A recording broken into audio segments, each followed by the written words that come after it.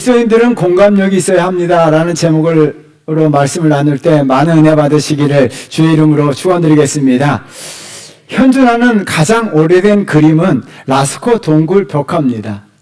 1940년 프랑스 남부에서 발견 당시 이 색채가 얼마나 화려하고 아름다웠고 입체감이 뛰어남으로 말미암아 가까운 시대에 그렸을 것이다 라고 추측했는데요. 검사 결과 BC 15,000년경에 지금으로부터 17,000년경에 그려진 그림이다라고 학자들은 이야기하고 있어요. 이 벽화는요, 대략 900점 정도 돼요. 어마어마하죠. 대다수가 동물을 그린 그림이고 사람이 들어간 그림도 간혹 있습니다. 대표적인 그림 중에서 들소와 새 머리의 인물이라고 하는 그림이에요. 여러분, 이 그림이 화제가 되었는데요. 들소 옆에 들소에 치여서 죽은 남자가 누워 있습니다. 남자는 죽었어요. 근데 남자의 얼굴을 잘 보시면 무엇을 닮았습니까? 새요, 새. 새의 머리가 그려져 있고요. 남자의 머리가 새 머리가 되어 있고 옆에는 새 한 마리가 있습니다. 여러분, 죽은 자의 머리를 새로 그린 것은 들소의 공격을 받았을 때 그가 새였더라면 훌쩍 날아가서 죽지 않았을 텐데 하는 비탄함을 표현한 그림이다라고 이야기해요. 또한 후에 새가 되길 바라는 소망이었을 것이다 라고 이야기합니다. 그래서 학자들은요, 이 그림을 통해 인류의 조상들이 타인의 고통에 공감하는 존재였다라고 이야기해요. 여러분, 하나님은요, 인간을 창조하실 때 타인의 아픔, 고통, 슬픔에 공감하는 존재가 되도록 만드셨어요. 저와 여러분들은요, 타인의 고통과 아픔에 공감하는 공감력이 있는 존재가 되셔야 될 줄 믿습니다. 레이 뭉크는요, 비트겐슈타인 평전이라는 책을 통해서 이런 유명한 말을 남겼습니다. 우리 한번 같이 읽어보도록 할까요? 한 사람이 다른 사람의 아픔에 대해 공감한다는 것이 진정한 사랑의 표시다. 왜냐하면 그 사람 역시 아파하는 한 명의 가여운 사람이기 때문이다. 여러분, 모든 사람이 아파하는 사람, 슬퍼하는 사람, 고통 가운데 있는 사람에게 공감해야 한다는 거예요. 그 이유는 간단합니다. 내가 그 사람이 될 수 있기 때문이라는 거예요. 나도 아픔을 겪을 수 있고, 나도 고통을 겪을 수 있고, 나도 힘들어할 수 있기 때문이라는 거예요.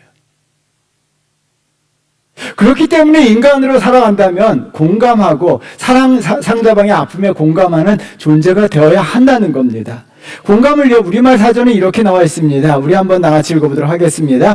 남의 감정, 의견, 주장 따위에 대하여 자기도 그렇다고 느낌 또는 그렇게 느끼는 기분. 여러분, 다른 사람의 아픔에 대해서 그것을 나도 그런 느낌을 받아야 하는 게 공감이라는 거예요. 현대사회의 문제는요, 이 공감 능력이 없는 데서부터 시작됐다라고 사회학자들이 이야기해요. 현대인들은요, 다른 사람의 아픔, 슬픔, 여기에 공감이 없다는 거예요. 여러분들은 어떠시냐는 거예요. 다른 사람들의 아픔과 다른 사람의 슬픔에 대해서 공감하고 계시냐는 거죠. 오늘 본문에 공감 능력이 없는 사람들이 등장합니다. 12절 말씀 읽어보도록 하겠습니다.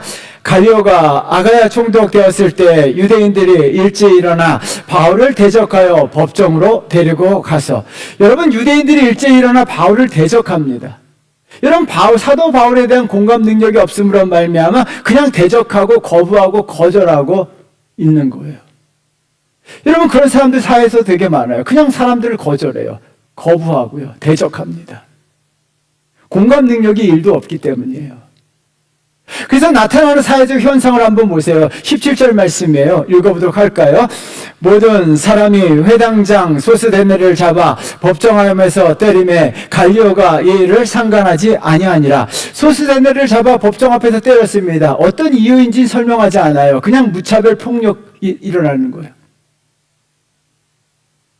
여러분, 무차별 폭격, 언어적 폭력, 이유 없는 폭력 사태가 발생하는 거예요. 사회 문제가 화되는 거예요.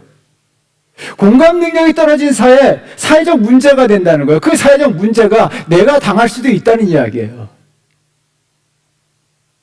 그러면 이 민족을 아름답게 하고, 이 사회를 아름답게 하고, 가정을 아름답게 하는 것은 한 가지라는 거예요. 공감 능력이라는 거예요. 그래서 그리스도인들은요, 공감 능력 있는 성도가 되어야 될 줄 믿습니다. 예수님은요, 공감 능력이 뛰어나신 분이에요. 히브리서 4장 15절 말씀 읽어보도록 할까요?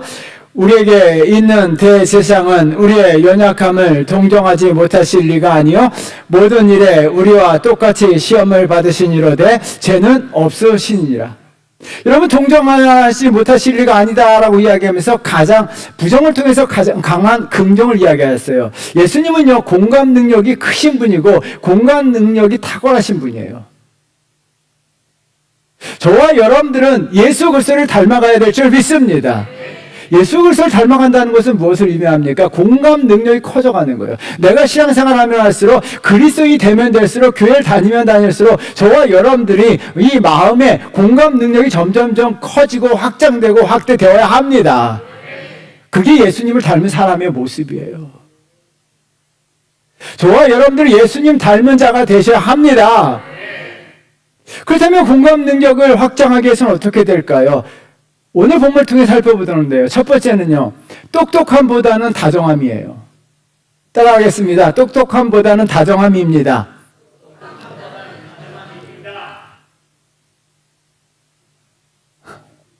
다시 한번 할까요? 이거 굉장히 중요한 말이에요. 머릿속에 박으셔야 돼요. 딱 하겠습니다. 읽겠습니다. 시작. 똑똑함보다는 예인의 다정한 사람이 이긴다라고 하는 글에서요, 이런 말씀을 하셨어요. 읽어보도록 하겠습니다. 똑똑함은 자신을 위한 지능이고 다정함은 타인을 위한 지능이다. 똑똑함은 자신을 위한 지능이라는 거예요. 그 상대방의 속에는 똑똑함이 나타나서는 안 된다는 거예요. 상대방에 대해서는 다정함이 나타나야 된다는 거예요. 그래서 두 가지 예를 들어요. 한번 여러분들은 어떤 사람인가 한번 스스로 평가해 보세요. 똑똑한 사람인가 다정한 사람인가 읽어보도록 하겠습니다. 똑똑한 사람은 식당에 갔을 때 숟가락과 물잔에 때가 묻어 있는지 않는지, 음식의 맛과 향이 어떤지 살피며 뾰족하게 군다. 그러나 다정한 사람은 식당에 갔을 때 상대의 자리가 더럽지 않은지 살피고 상대의 수저와 물잔을 챙겨준다. 여러분, 똑똑한 사람이십니까? 다정한 사람이십니까? 간혹 똑똑한 사람 있어요. 다른 거 하나 더 읽어보도록 할까요? 읽어보도록 하겠습니다. 똑똑한 사람은 대화를 나눌 때 상대방의 말에 옳고 그름을 따지지만, 다정한 사람은 상대의 목소리뿐만 아니라 표정을 읽으며 해야 할 말과 하지 말아야 할 말을 고르고 솎아낸다. 똑똑한 사람이십니까? 다정한 사람이십니까? 여러분, 똑똑한 사람이 세상에 더 많아요. 그럼 한 가지 질문 던져보겠습니다. 여러분들은 정말 좋아하는 사람이 똑똑한 사람을 좋아하십니까? 다정한 사람을 좋아하십니까? 예? 그래요? 누굴 좋아해요? 혹시 다정한 사람보다 난 똑똑한 사람이 좋다, 뾰족하게 구는 사람이 좋다는 사람 손 들어보세요. 한 명도 없네요. 나 손 내리네. 한 명도 없어요. 한 명도 없어요. 한 명도 없어요. 근데 왜 똑똑한 척 하냐는 거예요. 왜 뾰족하게 구냐는 거예요.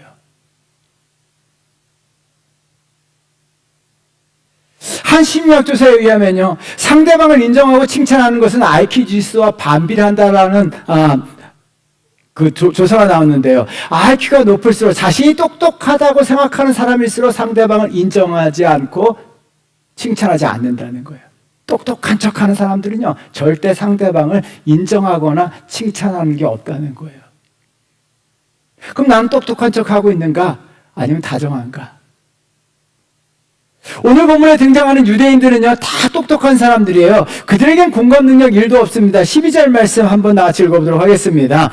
갈리오가 아가야 총독 되었을 때 유대인이 일제 일어나 바울을 대적하여 법정으로 데리고 가서, 유대인들은 똑똑하기 때문에 바울이 잘못됐다, 죄가 있다, 틀렸다라고 이야기함으로 말미암아 바울을 대적합니다. 대적하는 동사가 나오고요. 바로 어떻게 해요? 법정으로 데려갑니다. 무작정 법정으로 데려가는 거예요. 바울이 죄가 있다라고 이야기하는 거예요. 바울이 잘못됐다라고 이야기하는 거예요. 바울이 틀렸다라고 이야기하는 거예요. 그러므로 말미암아 바울을 잡아다가 법정으로 고소하는 거예요.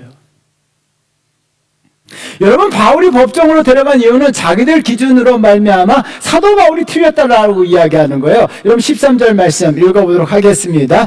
말하되 이 사람이 율법을 어기면서 하나님을 경외하라고 사람들을 권한다 하거늘. 이 사람이 율법을 어겼다라고 이야기합니다. 그리고 사람들을 권한다라고 이야기합니다. 사도 바울의 말이 옳고 그름을 따지고 있어요. 사도 바울이 옳고 그름을 따지고 뾰족하게 굴면서 사도 바울이 틀렸다, 잘못이다, 그가 죄인이다라고 하면서 죄가 있다라고 이야기하면서 바울을 고소한 거예요. 그 기준이 무엇이냐는 거예요. 자기 기준, 자기 생각, 자기 가치관이에요. 자기들은 똑똑하다는 거예요. 여러분, 미국 중고등학교에서요, 토론법을 가르칠 때 여러분 강조하는 말 중에 하나가 있어요. 이것을 미국에서, 미국 사회에서는 엄청 강조해요. 그래서 미국은 토론 문화가 굉장히 발달되어 있어요. 그 말이 이렇습니다. You have a point, but. 당신 말씀도 일리가 있습니다만, 그러나 내 생각은 이렇습니다 라고 이야기하는 거예요. 상대방이 말을 하면요, 일단은 인정한다는 거예요. 아, 당신 말에도 일리가 있습니다. 그러나 제 생각은 이렇습니다 라고 하는 게 토론의 법의 시작이라는 거예요. 이것을 가르쳐요. 이것을 집중적으로 가르쳐요. 여러분, 아이들에게도 마찬가지예요. 아, 너 말이 옳다. 근데 엄마 생각은 이렇다. 아이들에게 야야, 너 틀렸어. 근데 한국 사회는 어떻게 합니까? You are wrong. 너부터 틀렸다는 거, 틀렸다는 거. 아니야, 그게 아니야. 여러분, 한국 사회에서는 토론이 활발하게 일어나지 않아요. 왜요? 상대방이 틀렸다, you are wrong. 상대방이 틀렸다라고 주장하는 사람하고 무슨 대화를 하겠다는 거예요. 아니, 그게 아니라는 거예요. 손사래부터 칩니다. 똑똑한 사람들이 모인 국회 가보십시오. 그들이 다 어떻게 합니까? 다 손살에 치지. 아니라고, you are wrong. 너가 잘못했다라고 이야기해요. 여러분, 누가 틀린 사람일까요? 지금 유대인들도 마찬가지예요. 사도 바울이 틀렸다는 거예요. 사도 바울이 잘못이라는 거예요. 사도 바울이 죄가 있다는 거예요. 그러므로 말미암아 법정에 고소한 거예요. 여러분, 그런데 누가 틀렸냐인가요? 누가 틀린가를 정확히 보십시오. 총독 갈리오가 내린 결정입니다. 14절 말씀 한번 다 같이 읽어보도록 하겠습니다. 바울이 입을 열고자 할 때에 유대인들에게 이르되 너희 유대인들아, 만일 이것이 무슨 부정한 일이나 불량한 행동이었으면 내가 너의 말을 들어주는 것이 옳거니와. 법정에 선 총독 갈리오가 유대인을 향해서 이야기합니다. 사도 바울이 부정한 일이나 불량한 행동이 없다라고 단정 지었습니다. 여러분, 메시지 성경에 이렇게 번역되어 있는데요. 읽어보도록 하겠습니다. 말도 안 되는 이런 문제로 신경 쓰고 싶지 않소. 말도 안 되는 소리를 하고 있다는 거예요. 누가 말도 안 되는 소리를 하고 있다는 거예요? 유대인들이라는 거예요. 유대인들은 자기가 옳다라고 주장했지만 객관적으로 바라보니까 그들이 틀렸다는 거예요. 말도 안 되는 소리를 짓거리고 있다는 거예요. 여러분들이 옳다라고 상대방을 틀렸다라고 이야기할 때 보면, 객관적으로 보면 여러분들이 틀릴 수가 있다는 이야기예요. 여러분들이 말도 안 되는 소리를 주장하고 할 수 있다는 이야기예요. 여러분, 우리는 이것을요, 객관적으로 바라볼 필요가 있다는 거죠. 여러분, 그 똑똑한 유대인들은요, 세상에서 가장 멍청한 일을 한 거예요. 여러분, 자신은 똑똑하면서 상대방이 틀리고 자신이 옳다고 하면서 사도 바울을 대적했던 거예요. 그 똑똑한 유대인들이 어떤 일을 저질렀냐는 거예요. 그 똑똑하고 잘난 유대인들이요, 죄가 없으신 예수 그리스도를 법정으로 끌고 가서 예수 그리스도를 십자가에 죽게 했다는 거예요. 여러분, 그 똑똑한 사람들이 했던 일이 무엇이냐는 거예요. 똑똑한 척했던 사람들이 결국 죄를 짓게 되고, 그 어떤 얼마나 큰 죄를 졌냐는 거죠. 여러분, 우리는요, 똑똑함이 아니라 다정함으로 살아가는 성도 되셔야 될 줄 믿습니다. 똑똑한 척하는 사람들은요, 상대방에 대한 공감력이 없어요. 자기 잘난 맛에 살아가요. 다정함을 가지고 살아가야 돼요. 다정함은요, 공감력으로 나타나는 줄 믿습니다. 슬픈 세상 속의 기쁜 말이라고 하는 책이 있어요. 꼭 읽어보셨으면 좋겠어요. 저자가요, 한국 전국 방방곳곳을 돌아다니면서 일반 사람들을 만나면서 인터뷰한 것들을 기록해 놓은 책이에요. 저자가요, 성남시장에서 떡집을 하는 젊은 아주머니를 만난 이야기를 기록해 놨는데요. 떡집 아주머니가 인터뷰하면서 이런 얘기하는 거예요. 자기는 정말 인생에서 정말 멋진 멘토를 만났다. 이런 멘토가 무엇인지 아시죠? 그 멘토가 누구냐라고 얘기했을 때 이 떡집 아주머니의 답은 간단합니다. 야채 장수 언니요. 어느 날이었다는 거예요. 자신의 자녀들이 학교에서 돌아와서 막 떡집으로 온 거예요. 엄마 하며 떡집으로 왔는데요. 이 아이들 앉혀놓고 이 떡집 아줌마가 이야기한 거예요. 엄마처럼 살지 말라. 성공해야 서럽지 않게 한다. 공부 열심히 해라. 공부해라. 엄마처럼 살아서는 안 된다. 엄마처럼 시장에서 떡이나 팔고서는 안 된다. 성공해야 한다. 그래야 서럽지 않고 떳떳하게 살 수 있다라고 이야기하면서 애들을 학원으로 보내버린 거예요. 그 광경을 옆에 있는 야채 장수 언니가 보면서 조금 있다가 이 떡집 동생에게 이런 말을 해준 거예요. 한번 같이 읽어보도록 할까요? 읽었습니다. 빛이 안 나도 괜찮아. 하지만 한 번 더 읽어봐요. 읽어보도록 하겠습니다. 빛이 안 나도 괜찮아. 하지만 세상에서는 빛이 나는 사람들. 그런데 아니라는 거예요. 빛이 나도 소용이 없다는 거예요. 따뜻한 사람.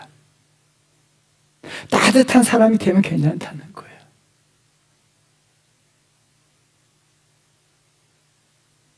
여러분 자녀들이 빛이 나지만 차갑다라면 어떻게 할까요? 세상은요, 빛이 나는 사람을 원하는 것이 아니라 빛이 되는 사람, 따뜻한 사람을 원하고 있어요.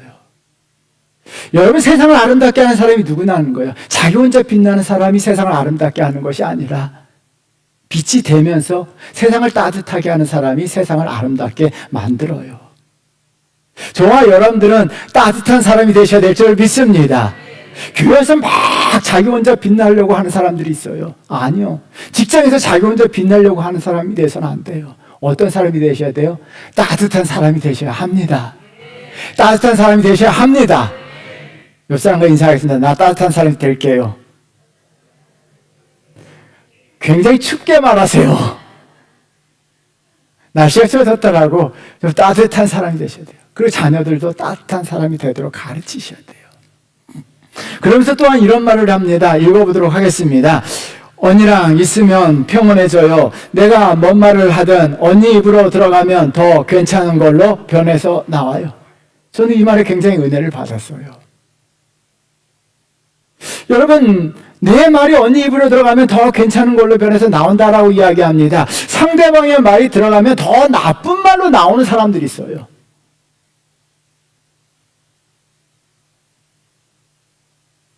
그런데 야채장수 언니는요, 상대방의 말이 그의 귀로 들어가면 그 입에서 정말 좋은 말, 괜찮은 말이 나오고 따뜻한 말이 나온다는 거예요.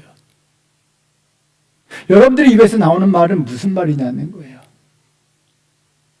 마지막으로 이런 말을 합니다. 읽어보도록 하겠습니다.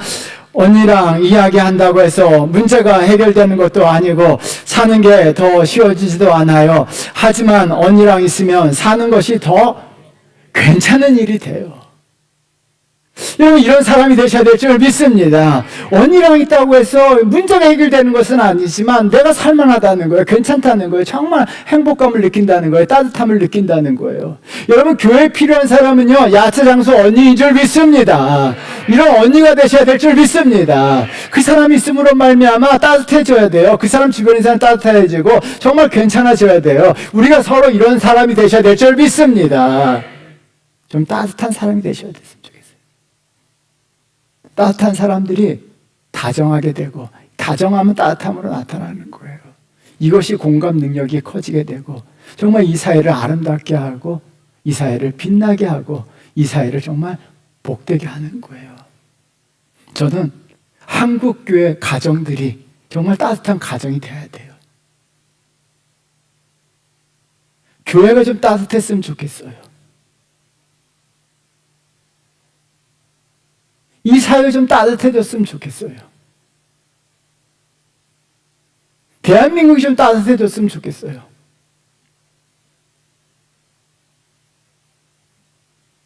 소리 지르는 사람들 너무 많아요.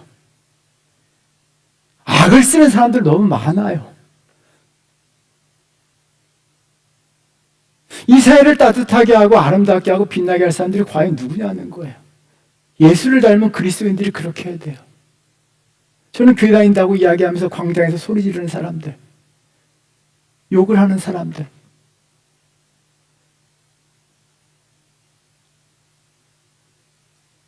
예수 닮은 모습이 아니에요. 예수 닮은 모습은요, 공감하는 사람들, 따뜻한 사람들이에요.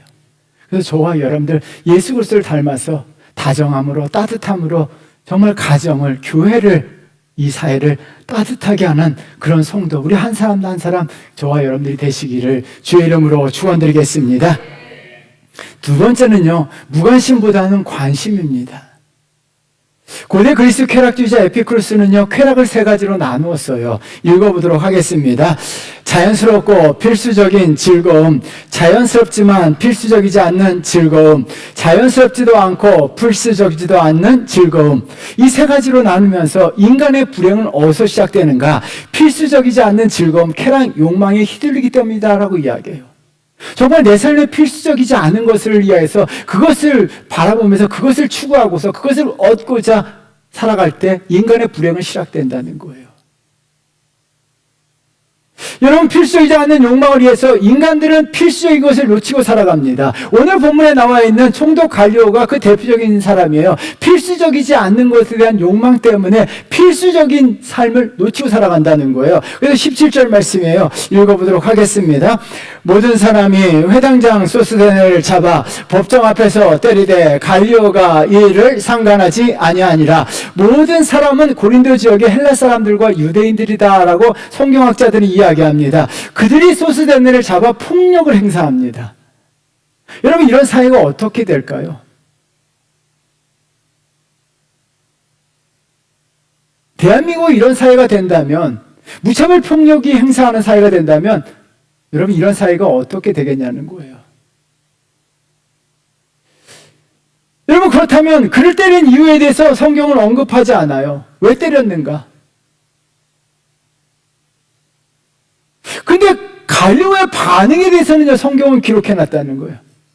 왜 갈리오의 반응을 기록해놨을까요? 갈리오가 어떤 반응을 합니까? 상관하지 아니하였다라고는 반응을 보입니다. 이 상관하다는 동사는요, 관심을 가지다, 돌아보다라는 단어의 부정어입니다. 관심을 가지지 않았다는 거예요. 상관하지 않았다는 거예요. 총독 갈리오는요, 필수적이지 않은 욕망, 자신의 야망, 권력, 부, 명예, 물질을 위해서는 관심을 가졌지만 필수적인 거, 총독 관할, 자기 관할 아래에 있는 한 백성이 무차별 폭력을 당하고 있음에도 불구하고 아무런 관심을 갖지 않아요.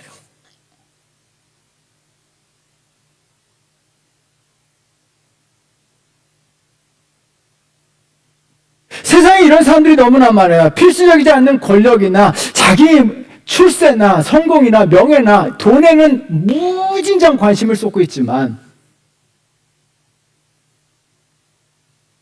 다른 사람들의 아픔, 위기, 슬픔에서는요, 아무런 관심, 돌아봄이 없어요.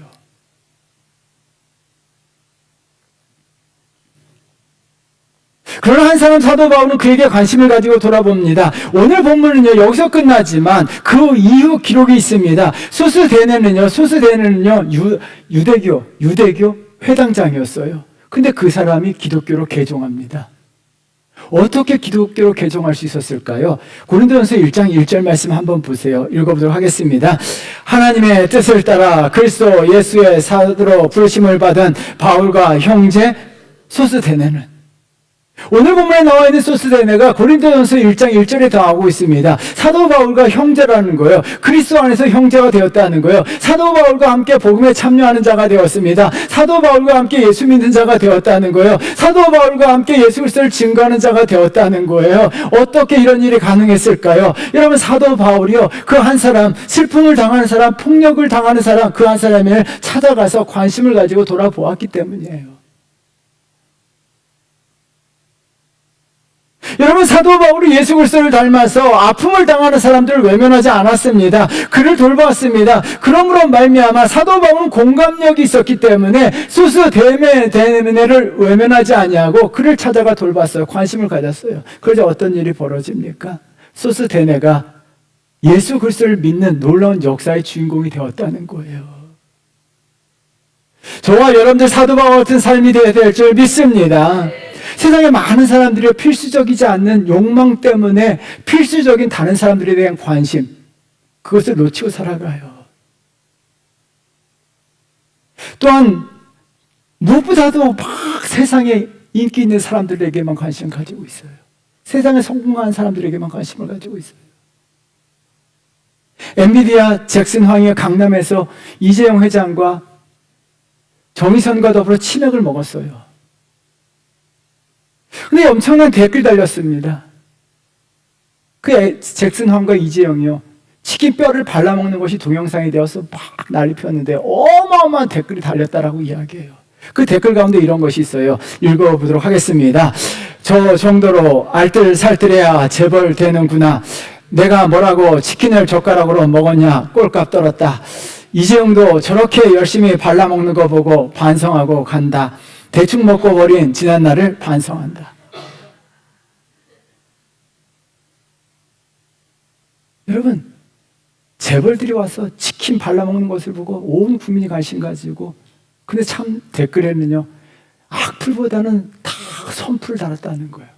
나도 반성한다. 나도 저렇게 치킨을 먹어야 되겠다.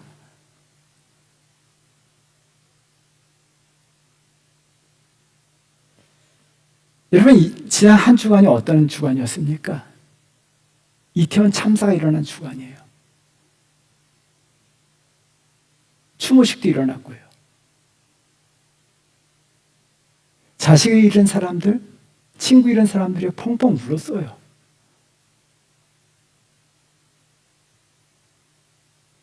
그런데요, 그 추모식에서 선한 공감한다, 아픔을 공감한다라고 댓글 단 분도 있지만 악플이 넘쳐났어요.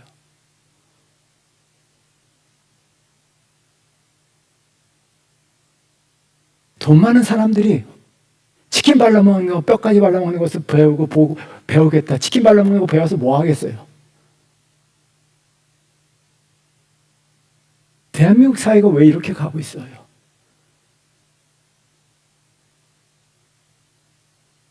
예수님이라면 어떻게 하셨을까요?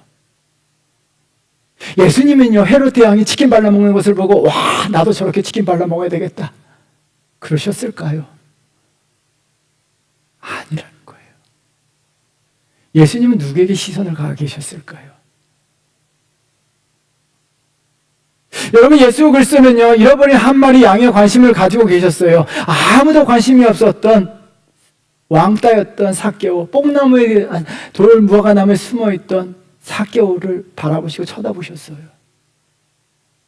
베데스다 연못가에서 38년 된 병자가 누워있을 때, 길가에 버려진 돌멩이처럼 아무도 쳐다보지 않을 때 주님은 그 한 사람을 쳐다보시고 그를 붙들고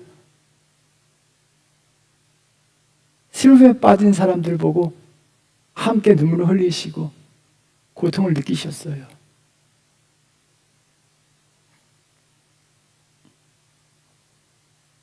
여러분, 우리는요, 주님처럼 주님은 우리가 살기를 바라고 계세요. 저와 여러분들은 이 시대 예수가 되셔야 될 줄 믿습니다. 그리스도인들은 이 시대 예수가 되셔야 될 줄 믿습니다. 우리가요, 재벌들 쳐다보지 않아도요, 우리 그리스도인들이라면 그래도 이 시대 아픔을 당하는 사람들, 고통당하는 사람들을 관심을 가지고 바라봐야 돼요. 왜 그래야 될까요? 또 하나 이유가 있습니다. 처음에 말씀드렸던 레이 뭉크가 이런 말 했죠. 다시 한번 읽어보도록 하겠습니다. 나 역시 때로는 아파하는 가여운 사람이다. 나 역시 때로는 아파하는 사람이에요. 나 역시 사람들에게 관심이 필요한 사람이고, 나 역시 고통을 당하고, 나 역시 슬프기 때문에요. 그런데 한번 생각해 보세요. 내가 슬픔을 당할 때, 내가 아픔을 당할 때 아무도 나에게 관심을 가져주지 않는다면, 나는 힘들어하고 있는데, 나는 울고 있는데 아무도 나에게 관심을 가지 않는다면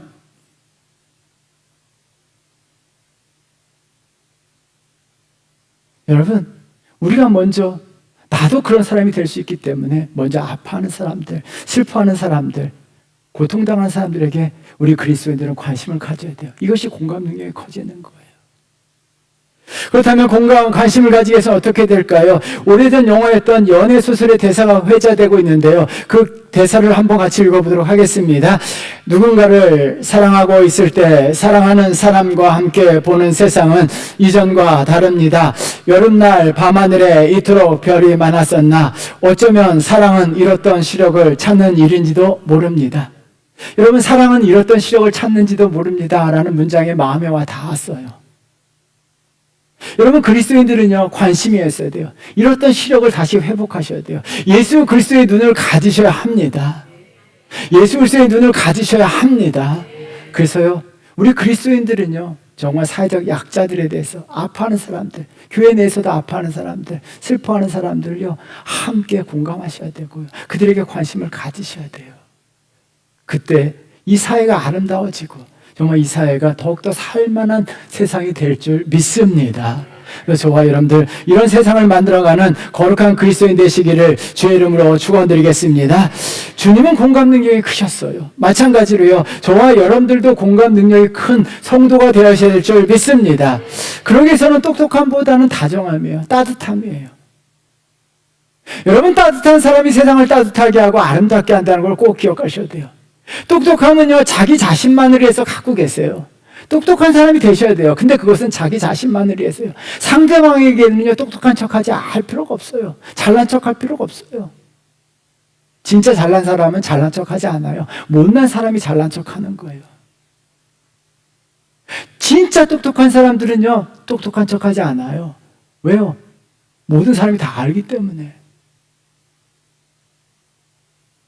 똑똑한 척한다는 것은 그만큼 무능하다는 거예요. 우리는요, 똑똑함은 자기를 위한 거예요.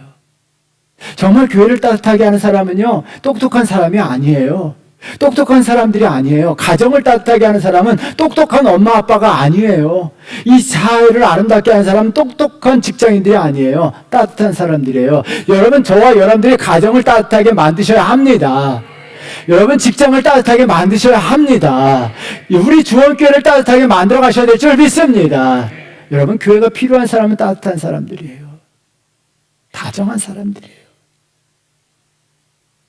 또한요, 관심을 가지셔야 돼요. 정말 필수적이지 않는 거에 대해서 재벌들이 치킨 먹는 거 관심 가져서 그것이 무슨 의미가 있겠냐는 거예요. 그러나 아파하는 사람 한 사람을 찾아가 관심을 갖는 것은요, 내가 그 사람이 될 수가 있어요. 내가 아파할 때 다른 사람들이 나에게 관심을 가지고 또한 나를 긍휼히 여기는 마음을 가지게 돼요. 그래서 우리 성도들 정말 공감 능력이 크셔서 가정을, 교회를, 이 사회와 이 민족을 아름답고 따뜻하게 하는 그런 성도 되시기를 주의 이름으로 축원드리겠습니다. 우리 찬양하겠습니다. 우리 행복이란 찬양